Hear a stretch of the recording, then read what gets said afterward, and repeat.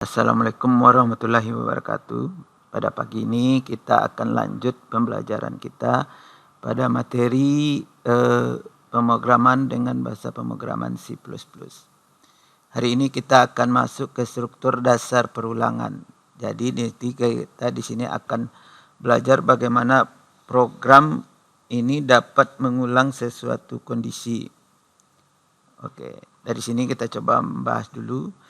Perulangan nanti dapat kita bagi menjadi dua, ada content loop, ada uncontent loop.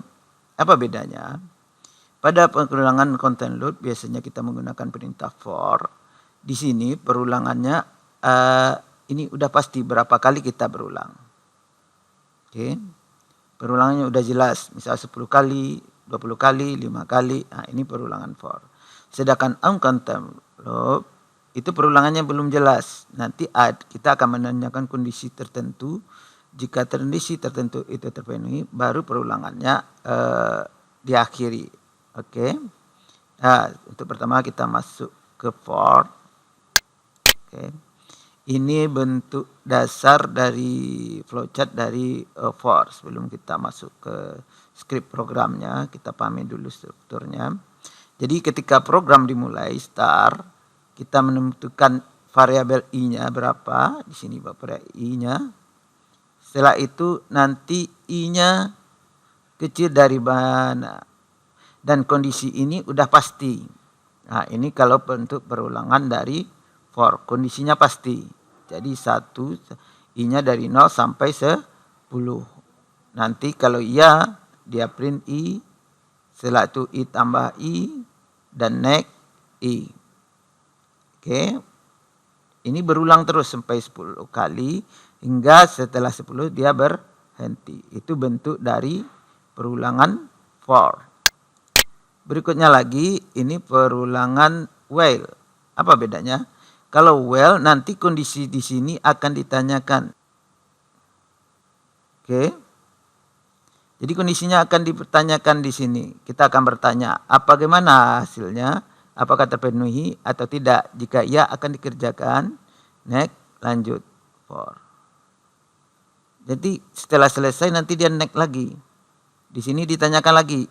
Jika iya terpenuhi maka dia print. Jika tidak nanti di pertanyaan ini tidak. Kita akan mengakhiri program. Nah, begitu juga dengan while. While kebalikan dari do while kebalikan dari while. Di sini program jalannya dulu, baru kondisinya ditanyakan. Apakah ini kondisinya terpenuhi? Jika iya dia kembali ke atas, jika tidak dia tidak. Dah, demikian saja, nanti programnya kita langsung masuk ke script program. Kita akan menggunakan new program, sama kita buat new project, console open. Oke, C++ next. Latihannya perulangan. Oke, kita kasih nama perulangan next.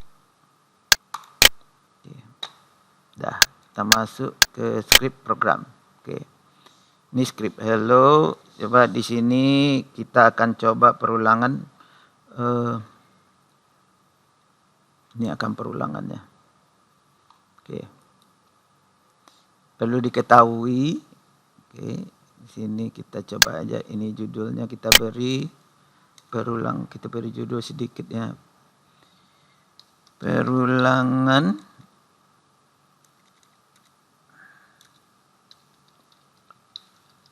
dengan for. Oke.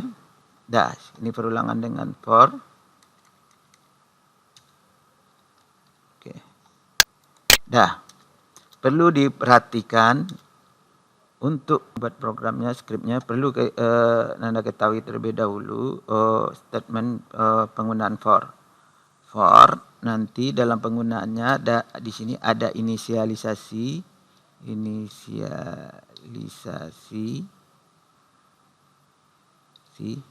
Di sini kita akan menginisialisasi apa yang akan kita buat kayak for, integer dan segala macam. Nanti kita bahas pas programnya.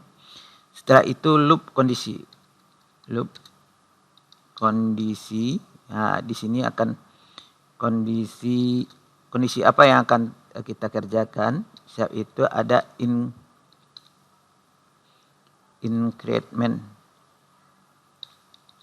Increment ini kayak tambah satu, nanti baru di bawahnya kita buat statementnya atau programnya. Perintah apa yang akan kita buat. Oke. Ini hanya sebagai biar tidak dibaca di list program ini Bapak hilangkan. Nah, kita cobakan membuat program aslinya. Jadi perintah for, oke. Setelah itu buka kurung inisialisasinya. Jadi inisialisasi ini yaitu kayak kita memberi variabelnya itu. Integer misalnya kan dia datanya berupa integer, nanti i bisa i, a, b, c atau variabelnya atau counter di sini Bapak buat atau counter.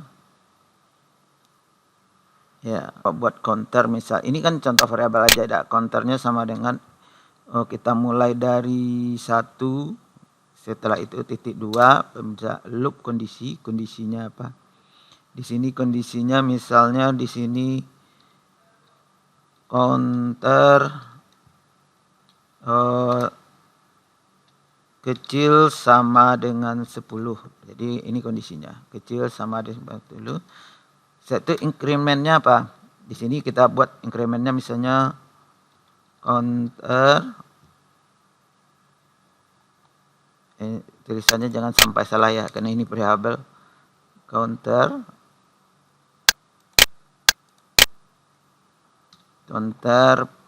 plus. Nah, ini artinya nilai variabel counter akan berisi ditambah satu setiap perulangannya. Oke, di sini baru kita buatkan apa yang mau kita buat. Sini count perulangan. Nah, misalnya Oke. Sini Bapak buat seperti ini. Oke. Nanti jangan lupa nanti kita buat di sini ENL. Oke, untuk membeda baris. Coba kita jalankan script program ini. Udah lihat, udah jalan, kita jalankan. Nah, lihat di sini akan dia berulang seperti ini. Ini akan terjadi perulangan sebanyak 10 kali. Oke. Kita coba lagi. Di sini kan karena tidak ada variabel. Coba kita masukkan nilainya di sini misalnya count.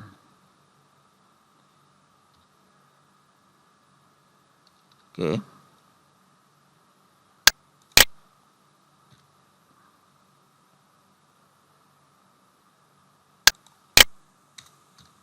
Ctrl N.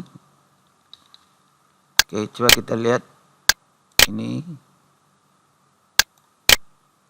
Nah, ini dia.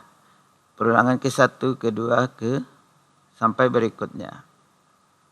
Oke, paham? Inilah bentuk dari perulangan for.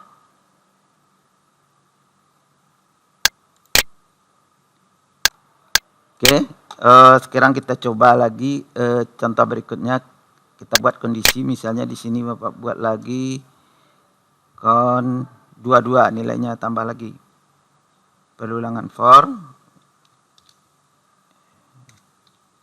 out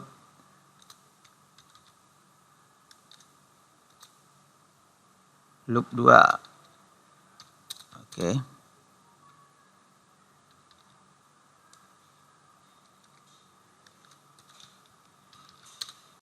Dua.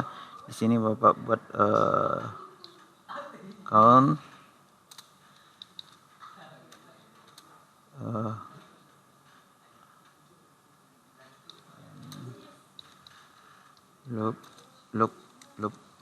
looping ya, looping kedua. Oke.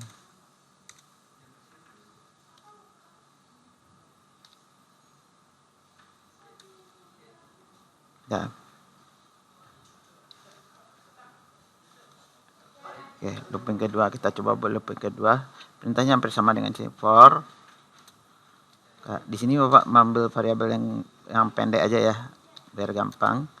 Sini i aja, i sama dengan 1 Nanti loop kondisinya nanti Bapak buat di sini I kecil sama dengan 10. Nah, I-nya plus 2, jadi lompat 2. I plus sama dengan 2. Jadi di sini kondisinya I-nya lompat 2. Lihat apa yang terjadi ketika kita cetak sini. Ketika cetak perulangannya, loop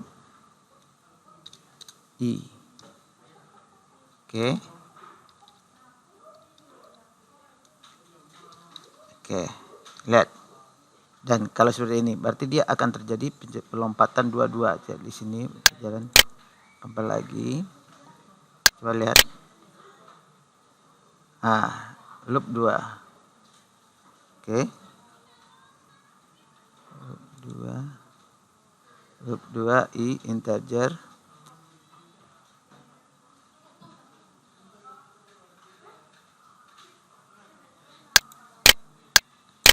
Dah, lihat, kita coba compile lagi. Oke. Jalankan. Lihat. Nah, di sini loop 2 dia akan lompat 22 sampai 10. Oke. Coba kita lihat, kalau ini kita ganti jadi 20. Itu berarti perulangannya akan terjadi sampai 20 kali perulangan dan lompatnya 22. 1 tambah 2 jadi 3, 4 dan seterusnya. Lihat. Kita compile. Oke, nampak ya Nanda? Nah, ini dia lompat 22. Nanti perulangannya ada totalnya gini. Ya, contohnya begini. Bapak masukkan satu variabel lagi, yaitu variabel total. Total. Oh ya, ini pakai integer ya. Integer total sama dengan 0. Jadi kita definisikan ada variabel total dengan sama dengan 0. For kita lakukan perulangan for integer I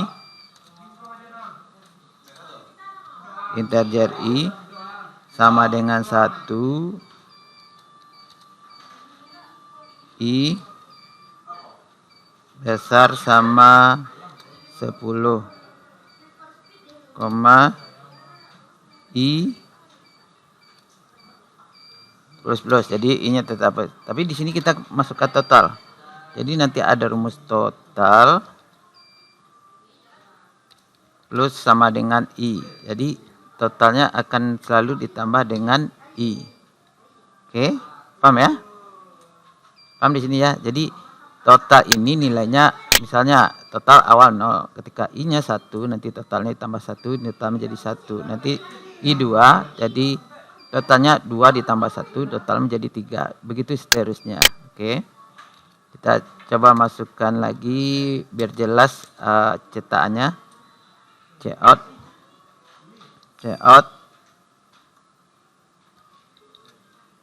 I. Oke. Nanti Bapak buat pembatasnya garis aja. Nanti di sini Bapak cetak total sebagai perbandingan nilainya ya. Baru nanti kita pindah ke baris baru NL. Oke. Nah, ini betulnya bisa ditulis satu-satu cout. Ini juga dikasih cout boleh. Total. Ini total ya. Total, oke. Coba kita jalankan ini apa yang terjadi. Oke, ada salah. Kita lihat apa kesalahannya. For integer I, ada I besar.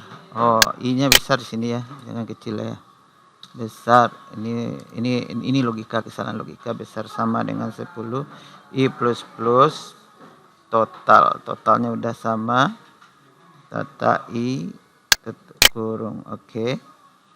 Kurung kerawal ini untuk menandakan di sini. Cout I. Siap, itu ini variabel total. Ini ya totalnya. Ini salah. Ini O. Ini ketik seharusnya total. Oke. Udah ketemu. Hati-hati. Masih salah. Oh ya, ini ada titik koma. Oke. Dah betul semuanya. Lihat kita jalankan ini. Lihat. Oh ya. Ini programnya tak berhenti terus. Looping terus ya. Ini ada kesalahan di perulangannya. Ini. Seharusnya sini Bapak buat satu. Ya, itu yang buat salah looping. Hati-hati ya. Itu looping tuh. Oke. Dia nampak ya di sini. Jadi ketika I1 dia totalnya masih 0. I2 totalnya menjadi 2, I3 total menjadi 5, ya, ditambah 4, ditambah 5, seterusnya. Oke. Demikianlah contoh dari perulangan for. Jadi kita dapat modifikasi sesuai kebutuhan. Oke, sekian saja untuk for. Nanti kita lanjut ke perulangan will dan will do.